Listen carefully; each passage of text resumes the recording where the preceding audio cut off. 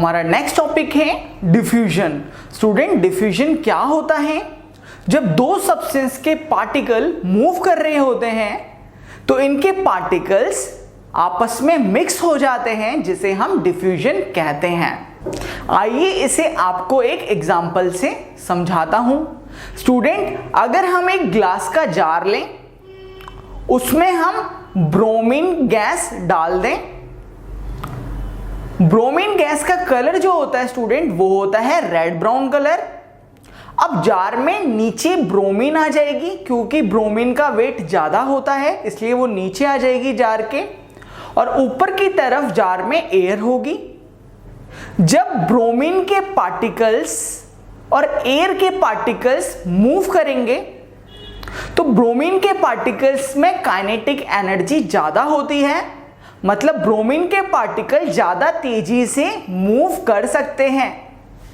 तो ब्रोमीन के पार्टिकल ऊपर की तरफ मूव करेंगे और एयर के पार्टिकल नीचे की तरफ मूव करेंगे, जिसके कारण जार में जो मिक्सचर ऑफ गैसेस है उसका कलर रेड ब्राउन हो जाएगा। इसका कलर रेड ब्राउन क्यों हुआ? क्योंकि ब्रोमीन का कलर रेड ब्राउन होता है।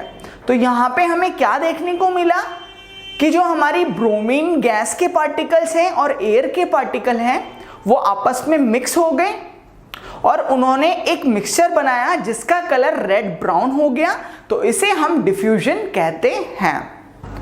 डिफ्यूजन स्टूडेंट गैसेस में बहुत तेजी से होता है, क्योंकि जो गैसेस के पार्टिकल्स हैं यानी कि गैसेस के एटम हैं वो बहुत तेजी से मूव करते हैं, जिसके कारण उनके पार्टिकल्स आपस में तेजी से मिक्स होते हैं।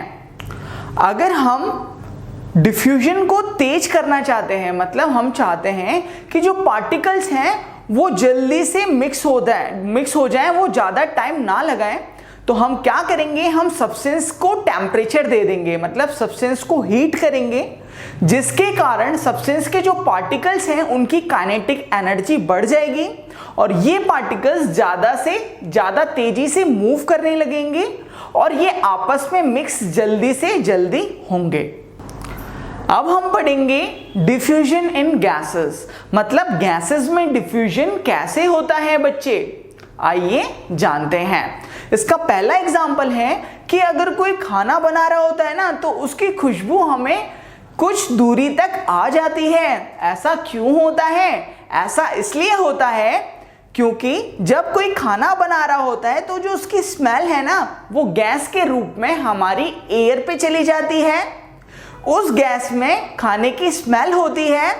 जैसा कि हमें पता है कि हम खाने को नीचे से हीट कर रहे हैं, तो इस गैस की काइनेटिक एनर्जी भी ज़्यादा होगी। अगर इस गैस की काइनेटिक एनर्जी ज़्यादा होगी तो ये गैस ज़्यादा दूरी तक जा सकती है।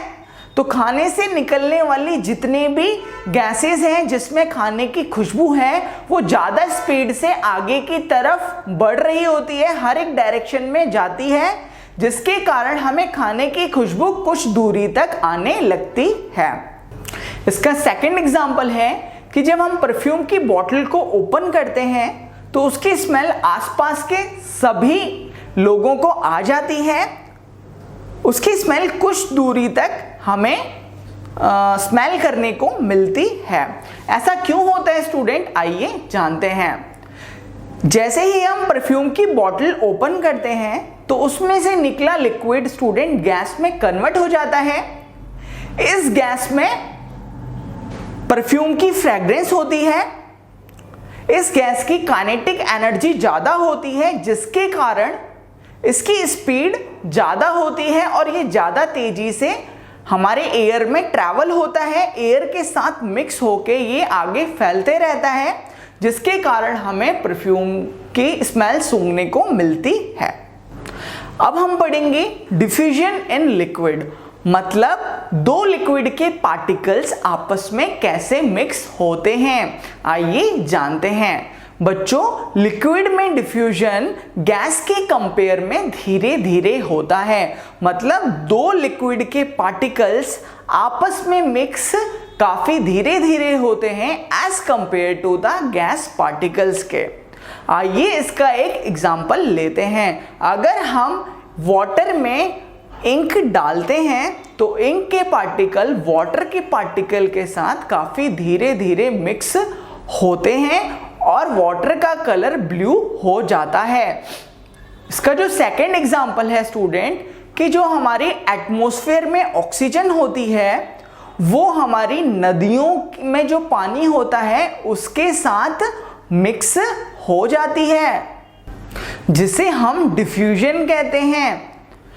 तो ये जो एटमॉस्फेयर से ऑक्सीजन नदी के पानी में मिक्स हो गया ना, डिसॉल्व हो गया, इसका यूज एक्वेटिक लाइफ करती है। जो पानी के अंदर मछलियां रहती हैं, फ्रॉग रहते हैं ना, वो इस ऑक्सीजन का यूज अपने रेस्पिरेशन के लिए करते हैं, सांस लेने के लिए करते हैं। हमारा नेक्स्ट टॉपिक है डिफ्यूजन इन सॉलिड, मतलब सॉलिड का डिफ्यूजन कैसे होता है। स्टूडेंट, जो सॉलिड होते हैं ना उनका डिफ्यूजन बहुत धीरे धीरे होता है, मतलब सॉलिड एक दूसरे के साथ बहुत धीरे धीरे से मिक्स होते हैं। आइए इसे एक एग्जांपल से समझते हैं। अगर हम एक ब्लैक बोर्ड में चॉक से लिखेंगे ना और इस लिखे हुए को हम 15 से 20 दिन के लिए ऐसे ही छोड़ देंगे, उसके बाद अगर हम ब्लैक बोर्ड को रफ करने जाएं, मतलब उसमें लिखा हुआ मिटाने जाएं, तो वो नहीं मिटेगा, बहुत मुश्किल से मिटेगा। ऐसा क्यों होता है? ऐसा इसलिए होता है क्योंकि यहाँ जो चॉक के पार्टिकल्स हैं ना वो ब्लैक बोर्ड के पार्टिकल्स के साथ मिक्स हो चुके हैं, जिसके कारण वो आसानी से नहीं मिट पा रहा, तो इसे डिफ्यूजन इन सॉलिड भी कहते हैं। आइए बच्चों टेम्परेचर की बात कर लेते हैं। इंडिया में जो टेम्परेचर नापा जाता है बच्चे, वो डिग्री सेल्सियस में नापा जाता है, बट जनरली जो टेम्परेचर की एसआई यूनिट होती है वो केल्विन होती है। अगर हमें केल्विन को डिग्री सेल्सियस में कन्वर्ट करना है तो इसका फॉर्मूला होता है temperature in Kelvin equal to temperature in degree Celsius plus में 273। 0 डिग्री सेल्सियस 273 केल्विन के बराबर होता है। आइए स्टूडेंट, अब हम पढ़ते हैं change of state of matter, मतलब कि जो मैटर है वो अपना स्टेट कैसे चेंज करते हैं या हम उनका स्टेट कैसे चेंज कर सकते हैं। इसके दो तरीके होते हैं स्टूडेंट।